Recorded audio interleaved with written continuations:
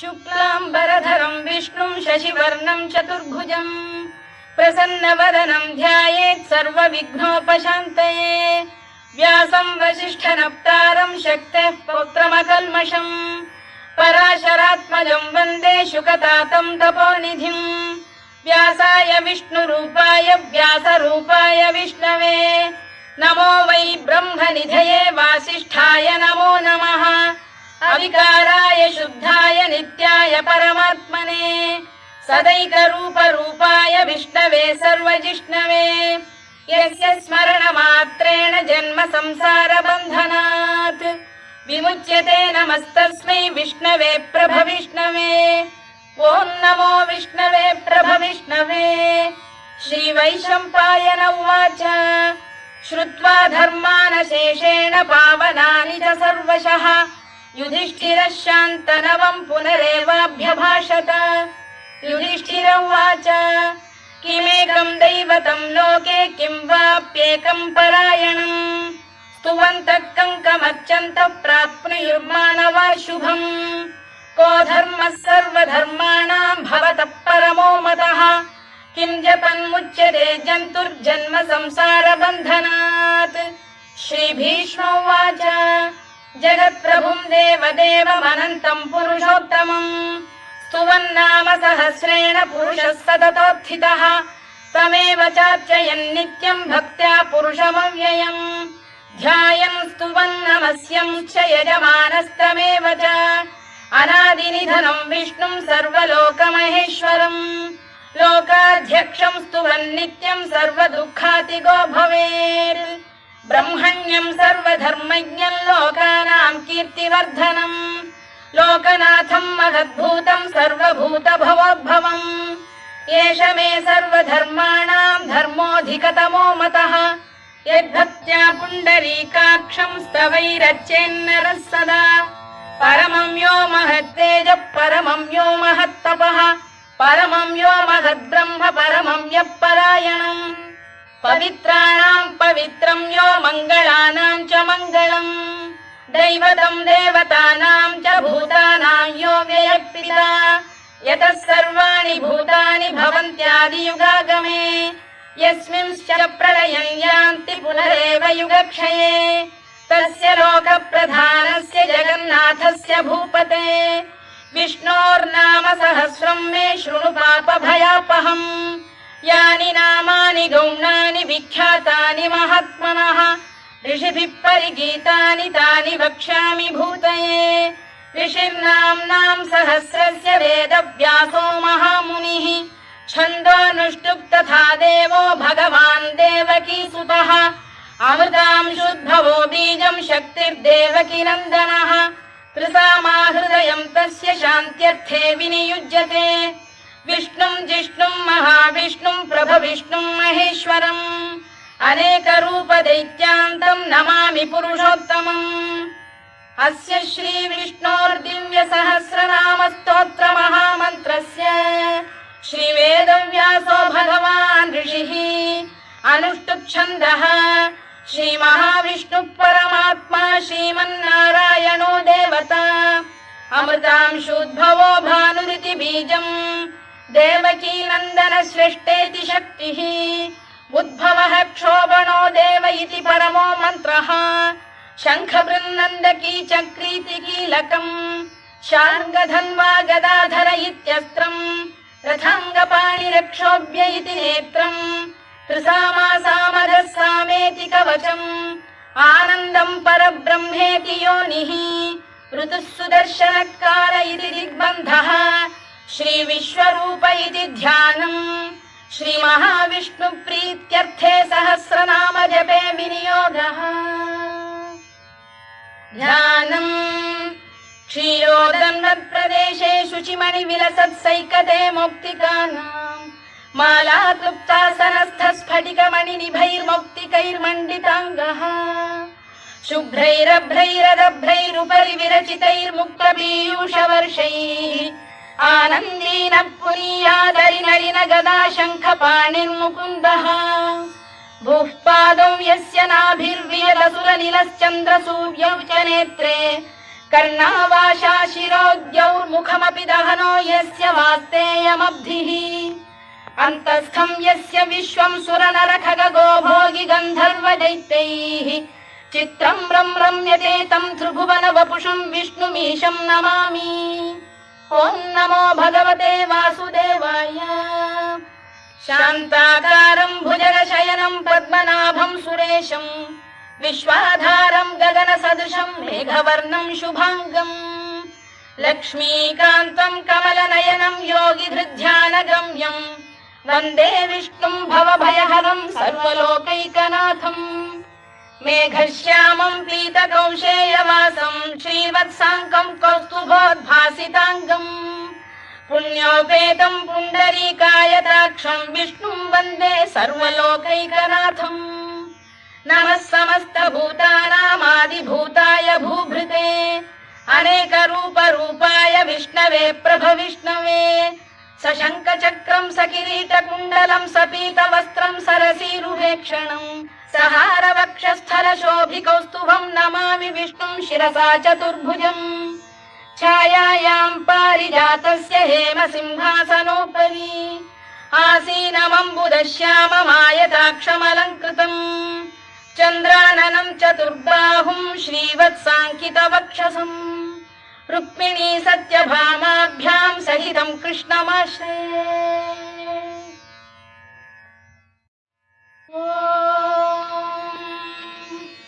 विश्वं विष्णुर्वषत्कारो भूतभव्य भवत्प्रभुः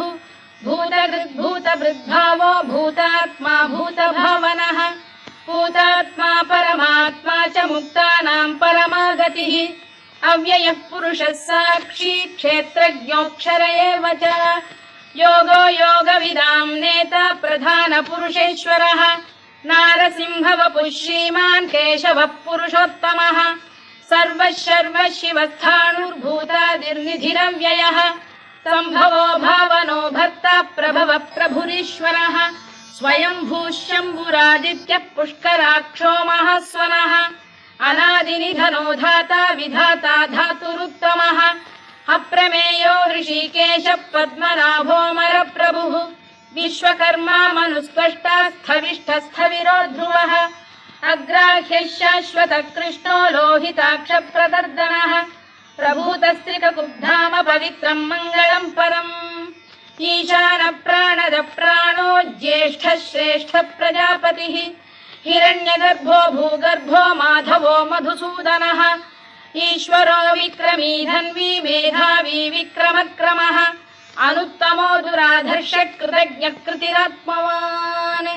सुरेशः शरणं शर्म विश्वरेताः प्रजाभवः अगः संवत्सरो व्यालप्रत्ययः सर्वदर्शनः अजः सर्वेश्वरः सिद्धः सिद्धिः सर्वादिरच्युतः वृषाकपिरमेयात्मा सर्वयोगविनिसृतः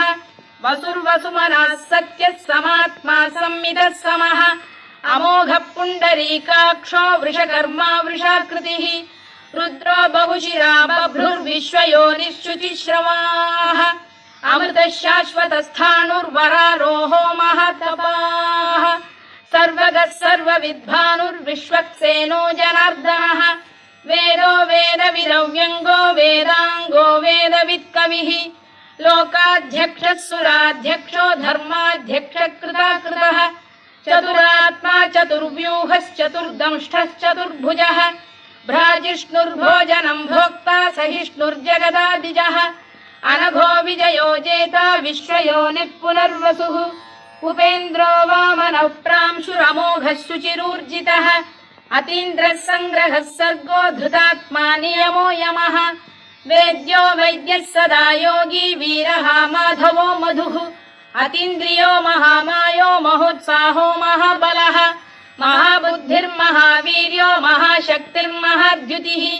अनिर्देश्य वपुः श्रीमान् अमे आत्मा महाधृधृत् महेश्वासो महीभर्ता श्रीनिवासः सताङ्गतिः अनिरुद्धः सुरानन्दो गोविन्दो गोविदाम्पतिः मरीचिर्दमनो हंसः सुपर्णो भुजगोत्तमः हिरण्यनाभः सुतपाः पद्मनाभः प्रजापतिः अमृत्युः सर्वदृक्सिंहः सन्धाता सन्धिमान् स्थिरः अजो दुर्मर्षणः शास्ता विश्रुतात्मा सुरारिः गुरुर्गुरुतमो धाम सत्यः सत्यपराक्रमः निमिषो निमिषस्रग्वी वाचस्पतिरुदारधीः अग्रणी श्रीमान् न्यायो नेता समीरणः सहस्रमूर्धा विश्वात्मा सहस्राक्षः सहस्रपात् आवर्तनो निवृत्तात्मा संवृतः सम्प्रमर्दनः अहः संवर्तको वह्निरनिरो धरणीधरः सुप्रसाद प्रसन्नात्मा विश्वधृक् विश्वभुग्विभुः सत्कर्ता सत्कृतः साधुर्जह्नुर्नारायणो नरः असंख्येयो प्रमेयात्मा विशिष्टः शिष्टकृच्छुचिः सिद्धार्थ सिद्ध संकल्पः सिद्धिदः सिद्धिसाधनः वृषाही वृषभो विष्णुर्वृषपर्वा वृषोदरः वर्धनो वर्धमानश्च विविक्तः श्रुतिसागरः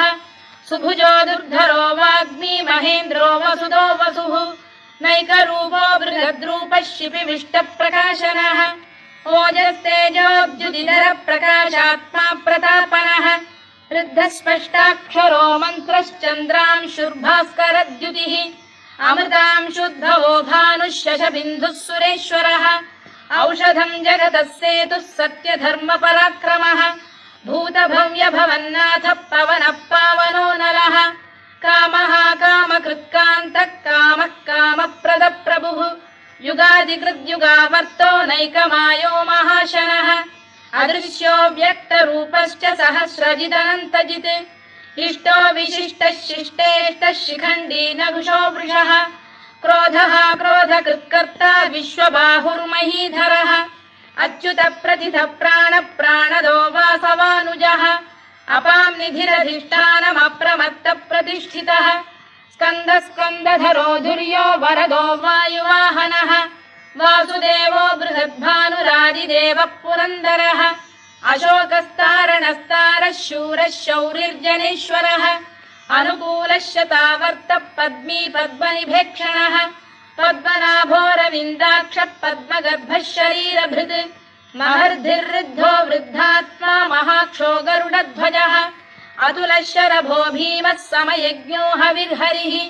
सर्वलक्षणलक्षण्यो लक्ष्मीवान् समितिञ्जयः विक्षरो रोहितो मार्गो हेतुर्दामोदरः सः महीधरो महाभागो वेगवानमिताशनः उद्भवः क्षोभणो देवः श्रीगर्भः परमेश्वरः करणं कारणं कर्ता विकर्ता गहनो गुहः व्यवसायो व्यवस्थानः संस्थानस्थानदो ध्रुवः परद्धिः परमस्पष्टः तुष्टः पुष्टः शुभेक्षणः रामो विरामो विरतो मार्गो नेयो नयोनयः वीरः शक्तिमतां श्रेष्ठो धर्मो धर्मविदुत्तमः वैकुण्ठः पुरुषः प्राणद प्रणवपृतुः हिरण्यगर्भः शत्रुघ्नो व्याप्तो वायुरधोक्षजः ऋतुः सुदर्शनकारः परमेष्ठी परिग्रहः उग्रः संवत्सरो दक्षो विश्रामो विश्वदक्षिणः विस्तारस्थावरस्थाणुः प्रमाणं बीजमव्ययम् अर्थोऽनर्थो महाकोशो महाभोगो महाधनः अनिर्विण्णस्थविष्ठो भूर्धर्मयूपो महामखः नक्षत्रनेमिर्नक्षत्री क्षमः क्षामः समीहनः यज्ञयुज्यो महेज्यश्च क्रतुः सत्रं सदाङ्गतिः सर्वदर्शी विमुक्तात्मा सर्वज्ञो ज्ञानमुत्तमम् सुव्रतः सुमुखः सूक्ष्मः सुघोषः सुखदः सुहृद् मनोहरो जितक्रोधो वीरबाहुर्विदारणः स्वापनः स्ववशो व्यापी नैकात्मा नैककर्मकृत् वत्सरो वत्सी रत्नगर्भोधनेश्वरः धर्मकृद्धर्मी सदसक्षरमक्षरम् अविज्ञाता सहस्रांशुर्विधाता कृतलक्षणः गभस्तिनेमिः सप्तस्तः सिंहो भूतमहेश्वरः आदिदेवो महादेवो देवेशो देवभृद्गुरुः उत्तरो गोपतिर्गोप्ता ज्ञानगम्यः पुरातनः शरीरभूतभृद्भोक्ता कपीन्द्रो भूरि दक्षिणः सोमपोऽमृतपः सोमः पुरुजित् पुरुषत्तमः विनयो जयः सत्यसन्धो दाशार्हः सात्वतां पतिः जीवो विनयिता साक्षी मुकुन्दो मितविक्रमः अम्भोनिधिरनन्तात्मा महोदधिशयोऽन्तकः अजो महार्घ स्वाभाव्यो जितामित्रप्रमोदनः आनन्दो नन्दनो नन्दः सत्यधर्मात्रिविक्रमः महर्षिः कपिलाचार्यः कृतज्ञो मेदिनीपतिः त्रिपदस्त्रिदशाध्यक्षो महाशृङ्गकृतान्तकृत्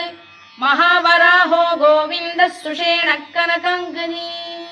गुह्यो गभीरो गहनो गुप्तश्चक्रगदाधरः मेधास्वाङ्गो जितः कृष्णो दृढः सङ्कर्षणोच्युतः वरुणो वारुणो वृक्षः पुष्कराक्षो महामनाः भगवान् भगहानन्दी वनमाली हलायुधः आदित्यो ज्योतिरादित्यः सहिष्णुर्गतिसत्तमः सुधन्वाखण्ड परशुर्दारुणो द्रविणप्रदः दिवस्पृक् सर्वदृग्व्यासो वाचस्पतिरयो निजः त्रिसामासामगः साम निर्वाणम् भेषजम् भिषज सन्न्यासकृच्छमशान्तो निष्ठा शान्तिः परायणम् शुभाङ्गः शान्तिदः स्रष्टा कुमुदः कुवलेशयः गोहितो गोपतिर्गोक्ता वृषभाक्षो वृषप्रियः अनिवर्ती निवृत्तात्मा संक्षेप्ताक्षेमकृत् शिवः श्रीवत्सवक्षः श्रीवासः श्रीपतिः श्रीमताम्बरः श्रीधः श्रीशः श्रीनिवासः श्रीनिधिः श्रीविभावनः श्रीधर श्रीकर श्रेयः श्रीमान् लोकत्रयाश्रयः स्वक्षः स्वङ्गः शतानन्दो नन्दिर्ज्योतिर्गणेश्वरः विजितात्मा विधेयात्मा सत्कीर्तिश्चिन्न संशयः उदीर्णः सर्वतश्चक्षुरनीशः शाश्वतः स्थिरः भूषयो भूषणो भूतिर्विशोकः शोकनाशनः अर्चिष्मानर्चितः कुम्भो विशुद्धात्मा विशोधनः अनिरुद्धो प्रतिरथः प्रद्युम्नो मितविक्रमः कालनेमिनिः वीरः शौरिः शूरजनेश्वरः त्रिलोकात्मा त्रिलोकेशः केशवः केशिः हरिः कामदेवः कामपालः कामी कान्तकृतागमः अनिर्देश्य वपुर्विष्णुर्वीरोऽनन्तो धनञ्जयः ब्रह्मण्यो ब्रह्मकृद्ब्रह्मा ब्रह्म ब्रह्मविवर्धनः ब्रह्मविब्राह्मणो ब्रह्मी ब्रह्मज्ञो ब्राह्मणप्रियः महाकमो महाकर्मा महातेजा महोरगः महाक्रतुर्महायज्वा महायज्ञो महाहविः स्तव्यस्तव प्रियस्तोत्रम् स्तुतिस्तोतारणप्रियः पूर्णः पूरयिता पुण्यः पुण्यकीर्तिरनामयः मनोजवस्तीर्थकरो वसुरेता वसुप्रदः वसुप्रदो वासुदेवो वसुर्वसुमनाहविः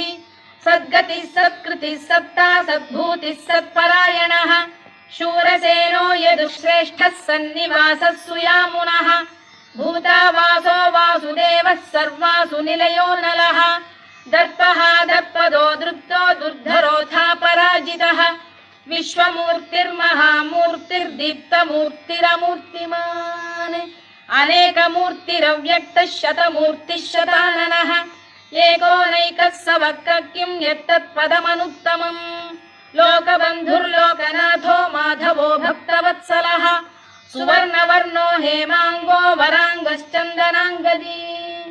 वीरः विषमः शून्यो घृता क्षीरचरश्चरः अमानी मानदो मान्यो लोकस्वामी त्रिलोकधृत् सुमेधा मेधजो धन्यः सत्यमेधाधराधरः तेजो वृषोद्युतिधरः सर्वशत्रभृताम्बरः प्रग्रहो निग्रहो व्यग्रो नैकशृङ्गो गदाग्रजः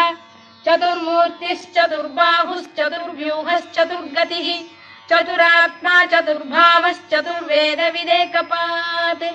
समावर्तो निवृत्तात्मा दुर्जयो दुरतिक्रमः दुर्लभो दुर्गमो दुर्गो दुरावासो दुरारिः शुभाङ्गो लोकसारङ्गः सुतन्तुस्तन्तु वर्धनः इन्द्रकर्मा महाकर्मा कृतकर्मा कृतागमः उद्भवः सुन्दरः सुन्दो रत्ननाभः सुलोचनः अर्को वाजसनः शृङ्गी जयन्तः सर्वविजयी सुवर्णबिन्दुरक्षोभ्यः सर्ववागीश्वरेश्वरः महाह्रदो महागर्तो महाभूतो महानिधिः कुमुदः कुन्दरः कुन्दः पर्जन्यः पावनो निलः अमृताशोऽमृतवपुः सर्वज्ञः सर्वतोमुखः सुलभः सुव्रतः सिद्धः शत्रुजिच्छत्रुतापनः न्यग्रोधोदुम्बरोश्चतश्चाणूरान्ध्रनिषूदनः सहस्रार्चिः सप्तजिह्वः सप्तैधा सप्तवाहनः अमूर्तिरनघोचिन्त्यो भयकृद्भयनाशनः अणुबृहत्कृशस्थूलो गुणभृन्निर्गुणो महान् अधृतस्वधृतस्वास्य प्राग्वंशो वंशवर्धनः भारभृत्कथितो योगी योगीशः सर्वकामदः आश्रमश्रमणः क्षामः सुपर्णो वायुवाहनः धनुर्धरो धनुर्वेदो दण्डो दमयिता दमः अपराजितः सर्वसहो नियन्ता नियमो यमः सत्त्ववान् सात्विकः सत्यः सत्यधर्मपरायणः अभिप्रायप्रियार्होः प्रियकृत्प्रीतिवर्धनः विहाय सगदिर्ज्योतिः सुरुचिर्पुतभुग्विभुः रविर्विरोचनः सूर्यः सवितारविलोचनः अनन्तो हुतभुग्भोक्ता सुखदो नैकजोऽग्रजः अनिर्विण्णः सदामर्षी लोकाधिष्ठानमद्भुतः सनातनतमः कपिलः कपिरव्ययः स्वस्तिदः स्वस्तिकृत् स्वस्ति स्वस्ति भुक् स्वस्ति दक्षिणः आरौद्रः कुण्डली चक्री विक्रम्यूर्जितशासनः शब्दातिकः शब्दसः शिशिरः शर्वरीकरः अक्रूरपेशलो दक्षो दक्षिणः क्षमिणां वरः विद्वत्तमो वीतभयः पुण्यश्रवणकीर्तनः उत्तारणो दुष्कृतिः पुण्यो दुःस्वप्ननाशनः वीरः रक्षणः सन्तो जीवनपर्यवस्थितः अनन्तरूपोऽनन्तश्रीर्जितमन्युर्भयापहः चतुरश्रो गभीरात्मा विदिशो व्यादिशो दिशः अनादिर्भूर्भुवो लक्ष्मी सुवीरो रुचिराङ्गदः जननो जनजन्मादिर्भीमो भीमपराक्रमः आधारनिलयो धाता पुष्पहास प्रजागरः ऊर्ध्वगः सत्त्वथाचार प्राणद प्रणवप्रणः प्रमाणं प्राणनिलय प्राणभृत्प्राणजीवनः तत्त्वं तत्त्वविदेकात्मा जन्म मृत्युजरातिगः भूर्भुवः स्वस्तरुस्तारः सविता प्रपितामहः यज्ञो यज्ञपतिर्यज्वा यज्ञाङ्गो यज्ञवाहनः यज्ञभृद्यज्ञकृद्यज्ञी यज्ञभुग्यज्ञसाधनः यज्ञान्तकृद्यज्ञगुह्यमन्नमन्नाद एव च आत्मयोनिः स्वयं जातो वैखानः सामगायनः देवकीनन्दनः स्रष्टा क्षितीशः पापनाशनः शङ्खबृन्नन्दकी चक्री शार्ङ्गधन्वा गदाधरः रथाङ्गपाणिरक्षोभ्यः सर्वप्रहरणायुधः सर्वप्रहरणायुध ॐ नम इति वनमाली गरीशाङ्गी शङ्खी चक्री च नन्दकी श्रीमान्नारायणो विष्णुर्वासुदेवोऽभिरक्षतु वनमाली गरीशाङ्गी शङ्खी चक्री च नन्दकी श्रीमान्नारायणो विष्णुर्वासुदेवोऽभिरक्षतु वनमाली गरीशाङ्गी शङ्खी चक्री च नन्दकी श्रीमान्नारायणो विष्णुर्वासुदेवोऽभिरक्षतु इतीदं कीर्तनीयस्य केशवस्य महात्मनः नाम्नां सहस्रं दिव्यानामशेषेण प्रकीर्तितम् य इदं शृणुयात् नित्यं यश्चापि परिकीर्तयेत् नाशुभं प्राप्नुयात् किञ्चित् सोमुत्प्रेह च मानवः वेदान्तको ब्राह्मणः स्यात् क्षत्रियो विजयी भवेत् वैश्यो धनसमृद्धः स्यात् शूद्रः सुखमवाप्नुयात् धर्मार्थी प्राप्नुयात् धर्ममर्थार्थी चार्थमाप्नुयात् कामानवाप्नुयात् कामी प्रजार्थी चाप्नुयात् प्रजाम् भक्तिमान् यः सदोत्थाय शुचिस्तद्गतमानसः सहस्रं वासुदेवस्य नाम्नामेतत्र कीर्तयेत् यशः प्राप्नोति विपुलं याति प्राधान्यमेव च अचलां श्रियमाप्नोति श्रेयः प्राप्नोत्यनुत्तमम् न भयं क्वचिदाप्नोति वीर्यं तेजश्च विन्दति भवत्य रोगोद्युतिमान् बलरूपगुणान्वितः रोगार्तो मुच्यते रोगात् बद्धो मुच्येत बन्धनात् भयान् मुच्येत भीतस्तु मुच्येतापन्न आपदः दुर्गाण्यतितरत्याशु पुरुषः पुरुषोत्तमम् सुवन्नाम सहस्रेण नित्यं भक्तिसमन्वितः वासुदेवाश्रयो मर्त्यो वासुदेवपरायणः सर्वपापविशुद्धात्मा याति ब्रह्म सनातनम् न वासुदेव भक्तानामशुभम् विद्यते क्वचित् जन्म मृत्युजरा व्याधि भयम् नैवोपजायते इमं स्तवमधीयानः श्रद्धा भक्ति समन्वितः युज्येतात्मसुखक्षान्तिः श्रीधृतिस्मृतिकीर्तिभिः न क्रोधो न च मात्सर्यम् न लोभो न शुभामतिः भवन्ति कृतपुण्यानाम् भक्तानाम् पुरुषोत्तमे द्यौः स चन्द्रार्कनक्षत्राखम् दिशो भूर्महो दधिः वासुदेवस्य वीर्येण विधृतानि महात्मनः ससुरासुरगन्धर्वम् स यक्षोरगराक्षसम् जगत्वशे वर्ततेदम् कृष्णस्य सचराचरम् इन्द्रियाणि मनो बुद्धिः सत्त्वम् तेजो बलम् धृतिः वासुदेवात्मकान्याहुः क्षेत्रम् क्षेत्रज्ञ एव च सर्वागमानामाचार प्रथमम् परिकल्पते आचार प्रभवो धर्मो धर्मस्य प्रभुरच्युतः ऋषयः पितरो देवा महाभूतानि धातवः जङ्गमा जङ्गमम् चेदम् जगन्नारायणोद्भवम् योगो ज्ञानम् तथा साङ्ख्यम् विद्या शिल्पादिकर्म च वेदाः शास्त्राणि विज्ञानमेतत् सर्वम् जनार्दनात् एको विष्णुर्महद्भूतम् पृथग्भूतान्यनेकशः त्रीन् लोकान् व्याप्य भूतात्मा भुङ्क्ते विश्वभुवव्ययः इमम् स्तवम् भगवतो विष्णोर्व्यासेन कीर्तितम् पठेद्य इच्छेत् पुरुषः श्रेयत् प्राप्तुम् सुखानि च विश्वेश्वरमजम् देवम् जगतः प्रभुमव्ययम् भजन्ति ये पुष्कराक्षम् न ते यान्ति पराभवम् नम इति अर्जुनोवाच पद्मपत्र विशालाक्ष पद्मनाभ सुरोत्तमा भक्तानामनुरक्तानाम् त्राता भव जनार्दन श्रीभगवानुवाच यो माम् नाम सहस्रेण स्तोतुमिच्छति पाण्डव सोऽहमेकेन श्लोकेन स्तुत एव न संशयोऽन्नम इति व्यास उवाच वासनाद् वासुदेवस्य वासितम् भुवनत्रयम् सर्वभूतनिवासोऽसि वासुदेव नमोऽस्तु ते वासुदेव नमोऽस्तु ते ओन्नम इति पार्वत्युवाच केनोपायेन लघुना विष्णोर्नाम सहस्रकम् पठ्यते पण्डितैर्नित्यम् श्रोतुमिच्छाम्यहम् प्रभो ईश्वर उवाच श्रीराम राम रामेति रमे रामे मनोरमे सहस्रनाम तत्तुल्यम् राम नाम वरानने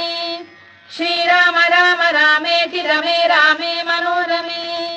सहस्रनाम तत्तुल्यम् राम नाम वरानने श्रीराम राम रामेति रमे रामे मनोरमे सहस्रनाम तत्तुल्यम् राम नाम वरानने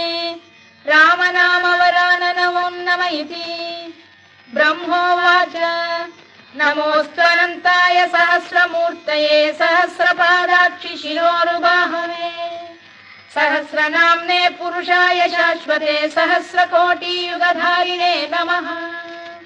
सहस्रकोटियुगधारिणे नमः ओन्नम इति सञ्जय उवाच यत्र योगेश्वर कृष्णो यत्र पार्थो धनुर्धरः तत्र श्रीविजयो भूतिर्ध्रुवा नीतिर्मतिर्मम श्रीभगवानुवाच अनन्याश्चिन्तयन्तो मां ये जनाः पर्युपासते तेषाम् नित्याभियुक्तानां योगक्षेमम् वहाम्यहम् परित्राणाय साधूनां विनाशाय च दुष्कृताम् धर्म संस्थापनार्थाय संभवामि युगे युगे आर्ता विषण्णा शिथिलाश्च भीता घोरेषु च व्याधिषु वर्तमानाः संकीर्त्य नारायण शब्दमात्रम् विमुक्त दुःखा सुखिनो भवन्तु कायेन वाचा मनसेन्द्रियैर्वा बुद्ध्यात्मना वा प्रकृते स्वभावात् करोमि यद्यत् सकलम् परस्मै नारायणायेति समर्पयामि।